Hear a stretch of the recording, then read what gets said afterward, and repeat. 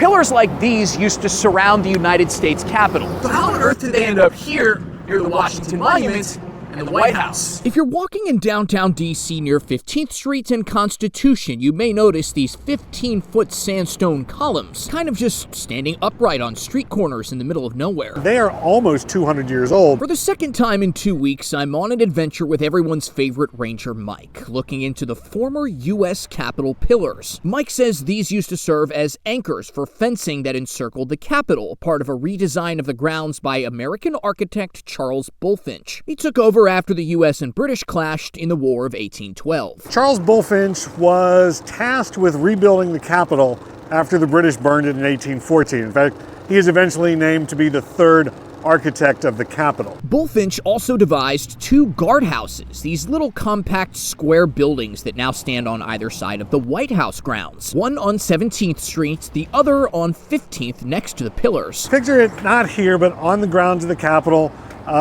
flanking either side on a path for folks coming in. Mike says while protective in theory, Bulfinch's fencing, pillars, and houses weren't exactly practical. That sandstone does not survive at all well in the elements, and it's a low-grade sandstone. So eventually, he says the Capitol grounds were redesigned again, this time by landscape architect Frederick Olmsted. He would do away with the guard houses and the pillars. But instead of disposing of them, they dismantle them in the early 1870s and eventually reconstruct them along Constitution Avenue. It's not commemorating anything, it's not memorializing anything, it's just here. Yeah.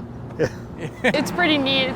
It's like bigger than you'd expect. They don't look as old as they do, really. A little dusty, but still put together, honestly. Because of their fragility, the pillars and guardhouses have had to undergo extensive restoration since being moved. Mike says the most recent restoration of these happened in the 1930s, sometime before they became a scooter graveyard. Today, you might say they're ornamental, staying in their lane, not bothering anyone, living out their days under the radar. You'd never guess just how important they used to be. Theoretically, it's aesthetic.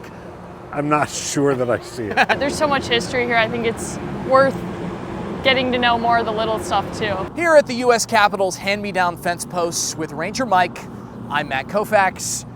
Really not much to add, huh? I think we've said all we could say about this and maybe a little more.